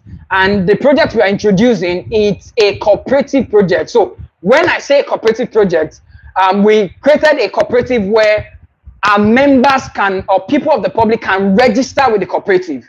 So you know how the regular cooperative work. You register with the cooperative, and then you guys can come together and do a project. And when the project is ready, you can sell the project and also share the profit on the project. Then you come up with another project, you reinvest, and then do what you need to do with your money. So we said, let us create a cooperative. So we created a cooperative arm of our organization. Now, what does it mean? People can register with the cooperative. So we didn't want people that are not worth it. When I say not worth it, we just don't want the cooperative to be for everybody, in as much as we want to make sure that the investment is opened to every category. At the same time, we want to set a limit. So we said to ourselves, we said, see, there is a target for it. And when I say target, there is a limit to what we can go, so that we just don't have the place all crowded and we are not meeting up to what we need to do. So our cooperative is simple, and this is we coming together to fund a project and then sell the project and everybody get profit. So it means that you're going to be getting update on the project. You're going to be seeing the project live. And it's not just you having a project. You're going to be part of the project from start to finish. Now, when we say part of the project, for every investment you make in any project, so let's say, for example, you invested in Providence City Songotedo. In Providence City Songotedo, you have a stake. According to the value of your capital, you have a stake. So that stake stands as your collateral. So let's imagine that with the cooperative, you actually invested 1 million. Now, to the tune of the value of property in that estate, your 1 million carries a portion in there. So your collateral is that property. You can decide to say that I don't want this profit, I want to sell my property by the end of it. So your risk level is minimal. Every of my investor that invest with me, they know the risk level is minimal, because that's one thing that real estate brings to you. That's one thing that real estate introduced to you. So you want to play with the developers or the developing industry, but you don't have all the money. You don't have all the, but you want to see how this thing is done. Now you'll be seeing the intricacy. You would go to sites and see how the project is being done, see how the project is being progressed, the progression of the project, how this project is being handled. When you see that, by the end of the tenure, you can decide to take off your fund or reinvest your fund, or take off your capital and say, okay, I'm taking off my capital, I want to reinvest my property, or I'm taking off the property, the ROI, and I want to invest my capital or reinvest my capital. Which couple of my major investors do? Some of my investors have funds for 2 years, 3 years, and it's still going, still on.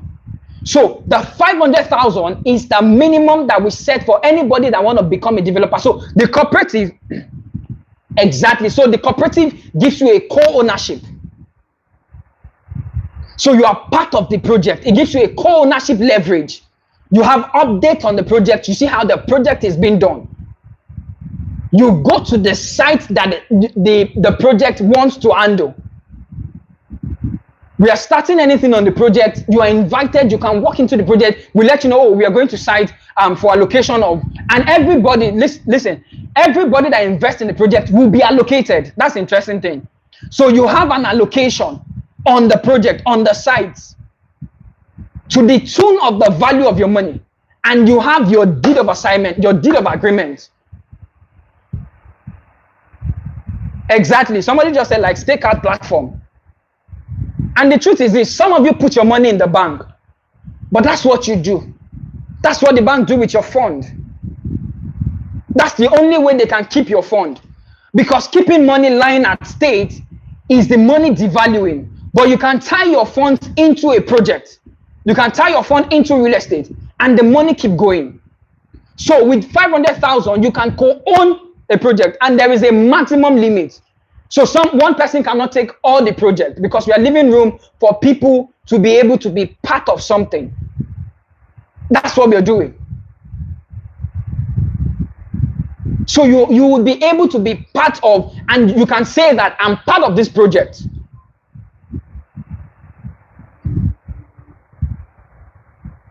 I hope you guys are with me. I hope you guys are following me. If you're following me, type yes. If you're following me, type yes. Type yes. Type yes.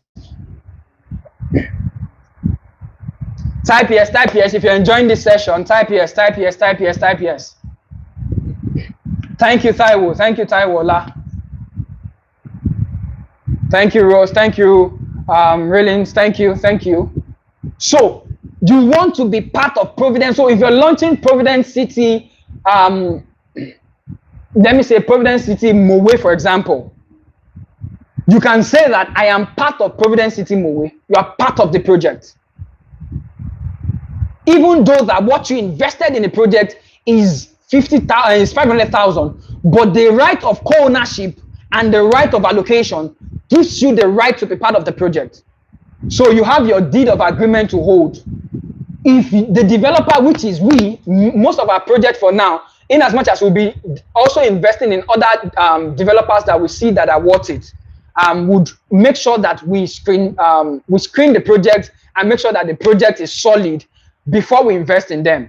So we're going to be coming together. There will be cooperative meetings that we are going to be having. So if we see another project that is worth it, and we see that there will be what income from this project, we let you go on it. We negotiate the agreement. We negotiate with the developer and we see that we all invest in that project and the project comes to life. By the end of that project, everybody comes together, we share the profit and we move forward to another project. And I'm very much sure that with this, we can leverage on doing more and more and more and more projects within a short period of time. Instead of having to stay on one project, we can do 2, 3, 4, 5 projects within a short period of time that you can be part of. So this is another way that you can play in the industry. So it's either you play as a broker, which is you being in the middle of the developer and the buyer, and you get your commission and you go, or you are part of the industry. Keeping your money in the bank is not worth it. Now, I had a privileged information about an organization. It's actually a piggy bank. And I was having a conversation with the CEO, and he said the money that people see on their platform is actually being invested in real estate, but many people don't know. So when it's time for payouts, they just simply sell one of the products, or they just take the product to the bank, get funds, and then pay out people. What does this mean? It means that when a lot of people come together, it is easier for projects to be done. It is easier for money to be made. In fact, you yourself will be able to make more value with your money. You'll be able to make more value with your money. That's how it works. Because the money that you might have left in the bank, or you don't have a project to put it into, or the money is not enough to put into a project right now, or you can't raise the actual fund you need for the project to kickstart, you can put it into, in the abroad they call it REIT, which is a real estate investment trust. It's like you putting the money into trust. Putting your money into bonds, shares, they're good. I hold many of these things. I hold this kind of investment. They are low risk investment. But sometimes for you to make good money, you have to also move into the middle level investment. Somebody said, for how long does a project normally take on an average? 12 months. 12 months on an average. If an investor tells you, that's why I started with you letting you know that real estate investment, for you to make good money from it, is not a short-time investment. It's not a get-rich-quick scheme. Many people had gone into this same industry and failed because they are thinking of the get-rich-quick scheme. As a matter of fact, some people had invested in real estate and lost their money. Why? Because they don't have the right mentality behind it. They thought that real estate is a get-rich-quick scheme. It is not. So it takes a number of time. So imagine, let's do an analysis of a project. We got an 100-acre of property, 100 acres, and we want to develop this property. Before you do the negotiation, you finish the negotiation, you're spending 1 month already. You finish the negotiation. Now you start up development on the site, the road network, the gatehouse, the perimeter fencing of that project, securing the project. You spend another maybe 1 month. That's 2 months, right? Now you put the project on sales and you start selling. Not every sale will come within 1 month. You have the ones that will come in the next month, the following month, the third month. So you are giving yourself enough time for any bargain. Enough time for any bargain. So 12 months, any investment that you want to get into, go and check. Any solid investment that you want to get into will cost you that. You have to make sure that you stay at least 12 months on it. That's the minimum. So our minimum investment period is 12 months. We don't do 6 months. Some people do 6 months. Some people have this same investment platform and they do 6 months. We don't do it. So somebody is asking me a question here. He said, what's the profit margin like? Now, we're going to share that. So you'll be on a waiting list. We're going to share that in the cooperative platform. So somebody said, in what situation? Can I be honest with you? In what situation you will get your land? But I want to assure you that every project that you fund will be in good location. Locations that the value of whatever you invest would appreciate in 12 months, at least nothing less than 100%. That I can guarantee you. That I can say. Nothing less than 100%.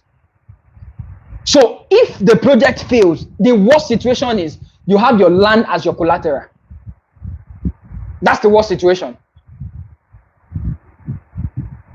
Are you guys following me? If you're following me, type yes, type yes, type yes. I'm rounding up. I promise you guys that it's a 2-hour training. For the first time, I think that I am on time. And it's because I decided to cut a lot of things short. I talk a lot. So in as much as it sounds huge and beautiful, it's still that you have to make sure that you stay and you do. So one of the things that we do before we invest in real estate, if you check, we don't have too many projects. There are some people that started the same time our company started and they have 10 projects. The truth is this, every project that we get into, we always make sure that it's a project that we can go to sleep. Sleep, like I can go to sleep. I can decide not to fence the project and go to sleep. So we make sure that we take our time to do our due diligence. When we wanted to move to Otta, I told somebody and he said, that was too long. I said, it took us about 7 months to close that deal. 7 months to close a deal. 7 months to close a deal. And why is that? Because we try to make sure that we're doing every due diligence that we had to do. Everything that we need to check.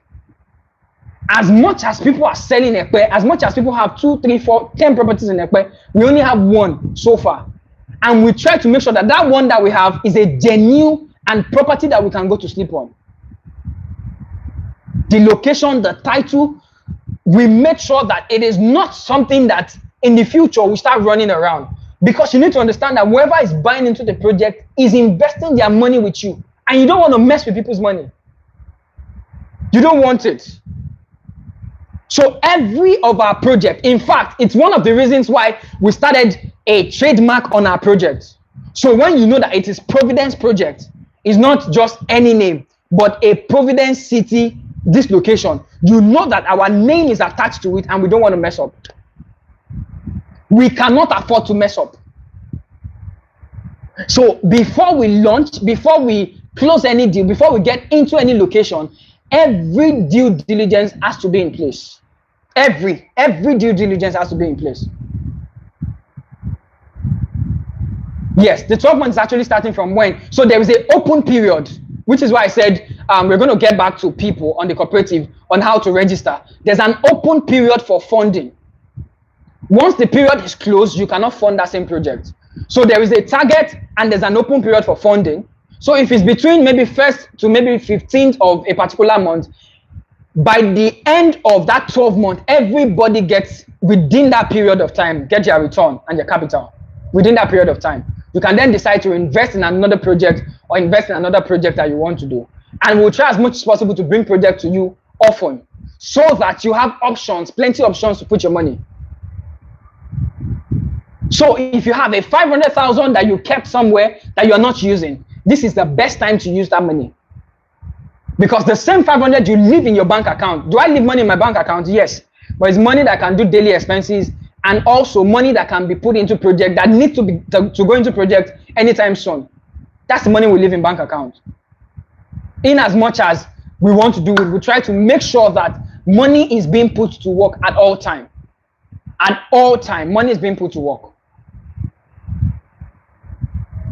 I hope you've been able to catch one or two things within this period of time. Somebody said because to gather money, if you take no. We have a period of time. Once we hit our target, and even if we don't hit our target, the company has major areas where we fund our project, and then we put the money together and start up the project. So if we have, for example, 100% to sell, 100 units to sell in this location, and this is the amount we need to raise. If it's 50 units that we're able to raise within that period of time, what we do is this: the company gets. What we don't want to do is just get individuals to fund projects. We also want to make it open to people. So there are individuals that are waiting.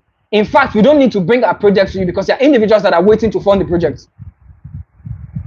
So we can then say, oh, this is what is left. Oh yeah, you do the funding, so that they don't get the profit alone. Imagine one person getting profit on all the projects we do. Every person can benefit from it. Every single person can benefit from it.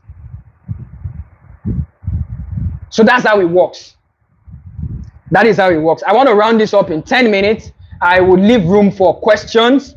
Questions quickly if you have any questions. So Immortal Trader has been engaging me with questions, and I think that I've been able to answer one or two of your questions. So if you have questions for me, kindly do ask. For the information about the cooperative, we would definitely share that with you. It's a registered cooperative. We'll share the information with you so that you know how to be part of the cooperative. Registration for the cooperative is actually with funds, but for early birds, we're going to leave it for free. You can join our cooperative for free. So we'll let you have the access to it so you can join the waiting list. We'll leave you a form to join the waiting list in the group and individually. So if you want to join the waiting list for the investment platform, we have that. If you also want to join the agent and the developer class that I hold every month, you have the platform to reach me also on it. I'm not going to share that in the group. You might have to message me individually to be part of that class. It's a 100K class. So if you have any question, please, I am here to answer your question. in 5-10 minutes.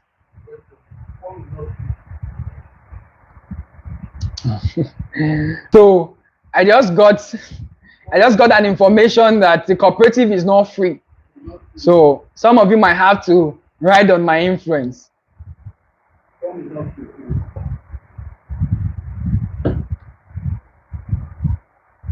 I like to give people opportunities and privileges to do things. So let's go. Any question? Are you guys still with me? Let me be sure you are with me. If you have no question, don't be shy to type no question. Have you been able to get value from this training session? If you are able to get value, please share this session. Subscribe to this channel. I forgot to mention that. Click the subscribe button, click the comment button and make your comment. You guys are even sharing your comment. Click the subscribe button. It is very, very important that this channel grows. I left this channel for a very long time. I've not been on this platform for a very long time. But this time around, I'm going to be dishing out, and not just informations like this. I'm going to be dishing out trainings on trainings that people need to know, information that I can dish out for free. I know that my mentorship guys will kill me, but there are some information that I can dish out for free as you being a broker and you being an agent. So you want to watch out for this page. So you need to subscribe so you can get plenty of information. If you don't have me on your WhatsApp status yet, I want you to, if you join through the live, my phone number is 081-5848-4429. I would go over that again. You can send me a personal message so you can get information from me as quick as possible. 081-5848-4429. If you're in the marketing industry and the real estate industry, I am coming for you big time. I'm going to be dishing out informations on this platform that would help you grow and take your sales to the next level, how you can close your deals and how you can increase your sales level. It is very much important that you make sales. Very, very much important. And I'm also going to be partnering with a couple of real estate leaders that you know. Some of you might know them, some of you might not know them, but when it's time for partnership, you're going to be seeing them more often on this platform too well. So I am not getting any question yet. So it means that I have been able, you're saying that I have been able to articulate my information really well. Thank you very much. Absolutely got value. Thank you for value. Thank you. I really appreciate. Somebody said, personally, I just want to hand, don't want to overwork. 100% is cool for me in 12 months. Okay, so get it. I'm not saying that you will get 100% on your investments.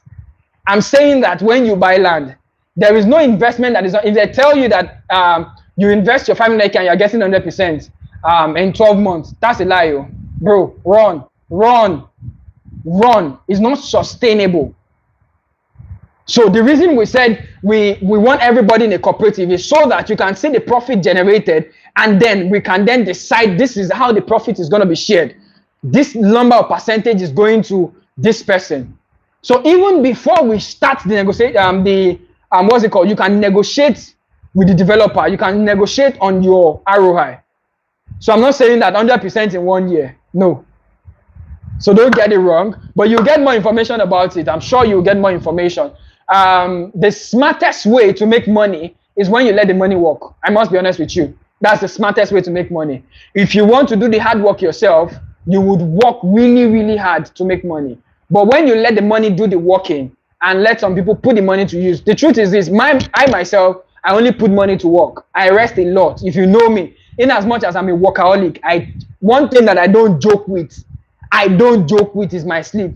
Though if you message me at midnight, I will respond to you. So somebody had asked me that, how do you sleep? And at the same time, you are active at midnight. I still sleep. I don't joke with my sleep. But at the same time, I always make sure that I put money to work. Thank you very much. Yeah, so I said the worst situation. My question was very clear. So, sir, was your answer, with your answer, I don't happy before. Oh, okay, so you don't need to be sad. What I'm saying is, the reason why I said 100% is this. So I'm saying that if you buy a property, the locations that we will buy our properties are locations that would appreciate.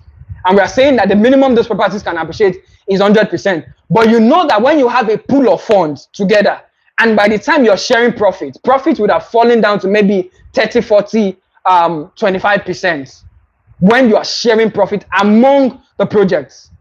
So that is what I meant. We're only saying that we would make sure that the properties are in locations that would not depreciate. So worst case scenario, if we say that, oh, there's no money on ground, which will never happen because that never happened, by the end of the period, there's a land for you to sell. So we are making sure that the property that you are buying is in good location. So I have another question. It says, you talked about selling. How can we get the right client to buy our products? So now the first thing that you want to do when it comes to selling is make sure that before external people start buying from you, you want to harness the people in your circle. How many people can afford the product you're selling? How many people? Ask yourself. So me, I want to sell really hard. I want to sell well. So when I say that, I categorize people. If I say that the product you can afford is 500K, I sell a product of 500K to you.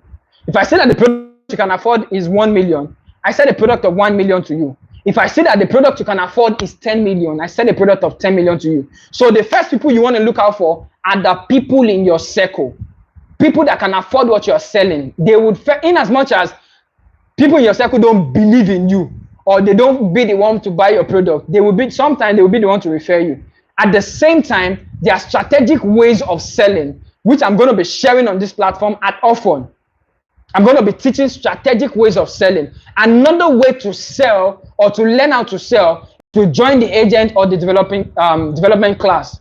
In that class, I'm going to be having quality people that have done it, not just me. People that have done sales in 9 figures, in 100 figures, in 9 figures, in 6 figures, come share their experience, how they were able to start from the scratch and generate clients to buy their products. I hope I've been able to answer that question. Thank you very much, Barrister Nana. Thank you. You said this is quite informative. I'm really, really glad that it's actually informative. So you are just a salesman network, right? I am not just a salesman. In as much as I am a salesman, I am a developer. You can Google Providence Homes. You can also Google Samson Uyi. You would see a couple of projects that we've developed at the moment. So Providence Homes, if you check my cab, it's spelled Providence, then Homes, Providence Homes. Our website is providencehomes.ng. So you can check us out there. You will see projects that we've done in the past and projects that we are still selling at the moment. So I'm not just a salesman in as much as I call myself a salesman, because that is the way that I breathe. Any other question? Any other question? Thank you. Thank you for the engagement. I think that we're off time now. I don't want to take your time. Today is Friday. Some people are in the club. Some of you are here learning, and I want to assure you that this is the right way to go. Information is one thing that keeps you ahead. Let me share a very brief story, and I'll round up with that. I have been using a particular car for a long time, and I had issue with that car. It was a major issue that I was willing to spend a lot of money. Like I was willing to spend to sort that issue. And all of a sudden, we went to a particular place to sort this issue. And then the person that we went to meet, that I was willing to give a lot of money, just said, oh, this thing can be done this way.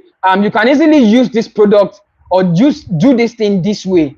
And he gave that information to me for free. The information I was willing, if he had told me that, oh, see, give me 200K or 500K and I will sort this issue for you, I would willingly pay that money. But this person gave me this information, and when we were leaving, I told the person that we went together, I said, see, information is power. I had been with this same thing for more than 2 years, and I never knew the function. It was in my car. That same function was in the car for 2 years, and I never knew that this was what I could do with it. And somebody only gave me that information in less than 3 minutes, and it changed everything.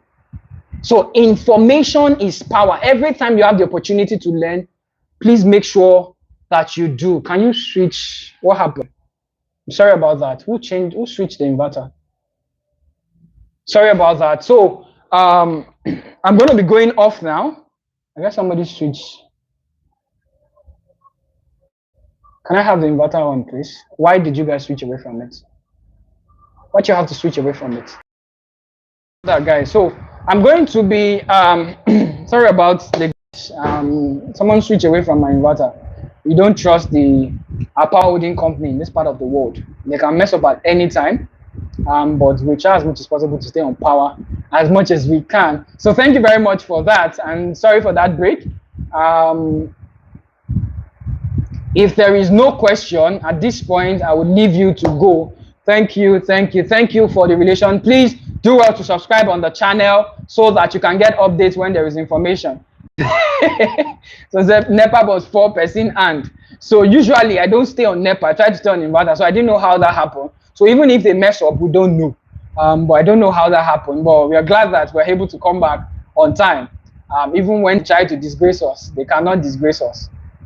Thank you, Mrs. Adeyemi. Thank you so much. Thank you. I have plenty of my ogas in the house. Plenty people that you can learn sales from. They are in the house tonight. Thank you for trusting this brand. Thank you for helping us out with our product. Thank you so much. I really appreciate you guys. And right now, I would say good night and have a wonderful night rest.